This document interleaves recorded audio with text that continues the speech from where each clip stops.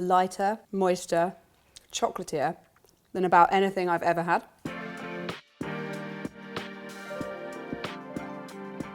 Hello everyone and welcome back to the Cupcake Jemma channel. I am Gemma and I'm here to show you one of my favourite recipes to cook when it's freezing cold outside, which it currently is. I don't know about you, but unfortunately I don't live somewhere nice and hot like Hawaii.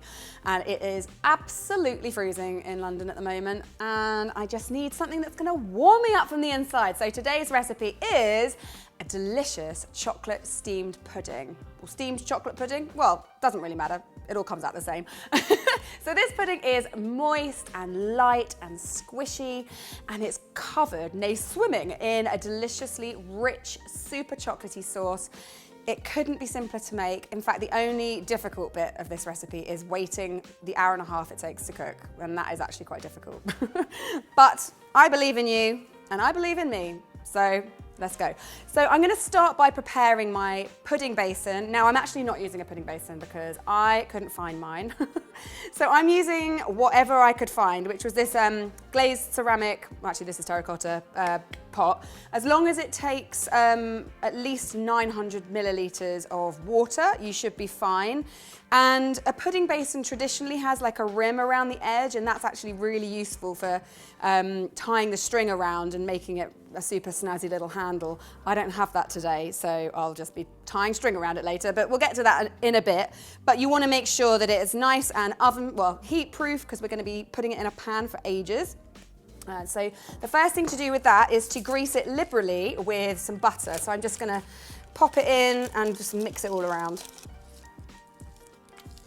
So make sure you go all the way up to the top, because this does rise quite a bit, and the last thing you need is for it to stick to the top bit. Now I've also got a bit of greaseproof paper, which I've cut to the same size as the bottom.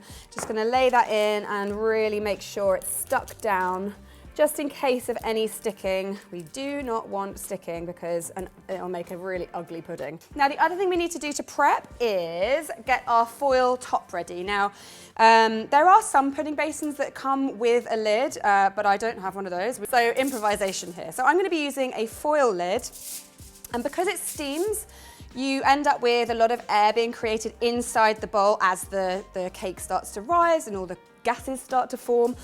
So you want to make sure that you have a lid that is going to give it a little bit of room to breathe. So with your foil top, you want to make a crease just like this, just one crease down the middle, or two if you're feeling fancy, and then that's enough. So just leave that to one side until we are ready to use it later. Now it's time for the world's simplest recipe. It's an all-in-one method, which is like the best thing ever.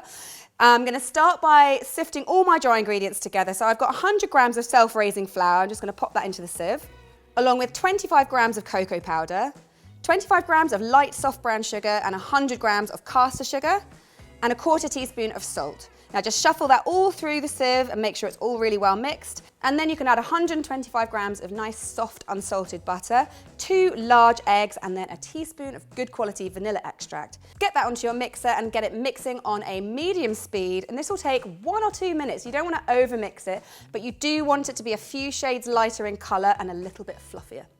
That is ready. As you can see, it's not super aerated. I haven't had it mixing for very long. If you overmix it, it can be a little bit structurally unsound, meaning that when you turn it out of its dish, it can break really easily. So just don't overmix it, guys. That's the rule. Okay, so we have our lovely batter. Oh, it already smells really good, really chocolatey. Now you just want to dump it all into your dish and level it off with a palette knife. Then you can grab your creased foil and pop it right over the top. And you want to make sure this is as snug to the sides as possible. We are going to tie it with string, of course, but just make sure it's not baggy. Then trim the bottom of the foil with a pair of scissors, because you don't want it sort of dangling in the water. And then once you have a nice short foil edge, you want to grab some string and wrap that all the way around. If you have a pudding bowl, you want to do this underneath the ledge. And that's my pudding bowl done. So once your string is nice and tight, you can cook it. So I have a nice big pot here. Make sure you've got one with a lid. And I'm going to put it right into the pot. And then I have a boiled kettle here, which I have literally just boiled, and I'm going to pour the water up the side of the bowl about halfway up, and then put this on a medium-low heat to start with, and then drop it down to a sort of gentle simmer. And this needs to, with the lid on, very important, and this needs to cook for an hour and a half just on a gentle simmer. So grab yourself a good magazine or a book, do some laundry, I don't know, just keep your mind off things because it is quite a long time, but it's going to be worth the wait.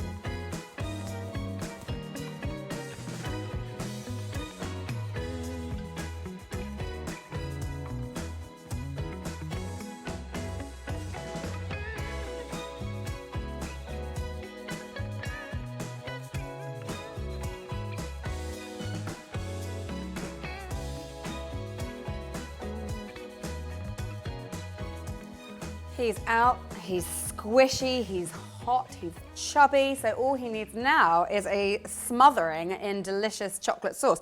So I'm going to let him just cool down a little bit and get on with making the sauce. You want to do that as close to turning him out of the pudding dish, I'm still calling him, as possible, because we're going to serve him straight away. So come over here. Now I've got a medium-sized saucepan. I'm going to put 150 millilitres of whole milk in there, and then I'm going to add 150 millilitres of double cream and set that over a medium heat just to warm through until it's just about to bubble. Then turn the heat off and add 300 grams of good quality dark chocolate. I'm using 50% cocoa chocolate, and then add a pinch of salt and a little dash of vanilla as well. Let it sit there for about a minute and then give it a really good stir just to make sure all of that chocolate is lovely and melted, and you should end up with a deliciously smooth, rich chocolate sauce.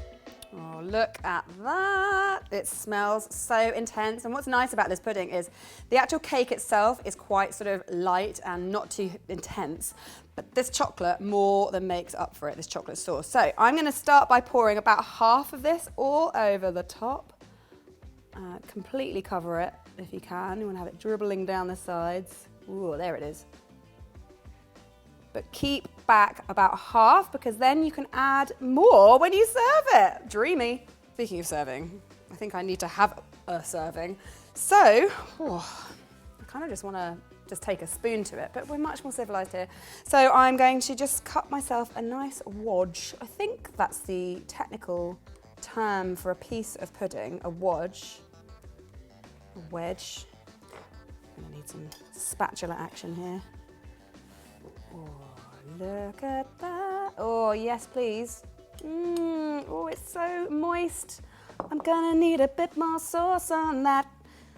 You know? Yeah. Get in my belly. Oh my goodness.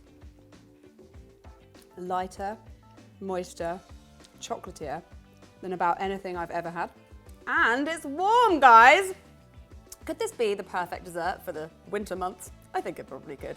I mean, I love a sticky toffee pudding. I literally love it. But sometimes you just need chocolate, you know? Sometimes you just need a little bit more in your mouth. The sauce is so intense. And actually, you could even make it more intense by using 70%. I think that might be a bit too much, but because there's no extra sugar in it, it's okay. Like it doesn't blow your head off with intensity, so I reckon you could get away with it. But yeah, the sponge pudding, amazing. And best thing about this is, if it cools down, because of the butter in it, it might sort of firm up a little bit. Just whack it in the microwave, guys. No one's gonna know. Whack it in the microwave for like 10, 15 seconds, and it will revive. I've probably got chocolate all over my face, so I'm gonna wrap this up and just say thank you so much for joining me on this epic chocolatey adventure. Please do give this a go. Use the hashtag Cupcake Jemma over on Instagram so that I can check out your puds. Don't forget, we have a book out. I don't know if you've heard. It's pretty big news around here. And you can still get that and check it out. You can get it on our website, cupcakejemma.com. And if you do buy it from us, you will get a little bookmark which will give you 2 tokens for the shop. And also a bookmark, which is really handy. But if you don't want to go to us, which is crazy, it's quite often in special deals over on Amazon and other retailers, so go check it out. There's plenty of places to buy it, so there's no excuse. I'll be back, or one of my compadres will be back next week, so one of us will see you then. Thanks so much for joining me. I'm going to be alone now with my rich, squishy, steamed pud. Laters, potatoes. Mm-hmm. Is it good or no? Oh my god, it's so good. For realsies. For real.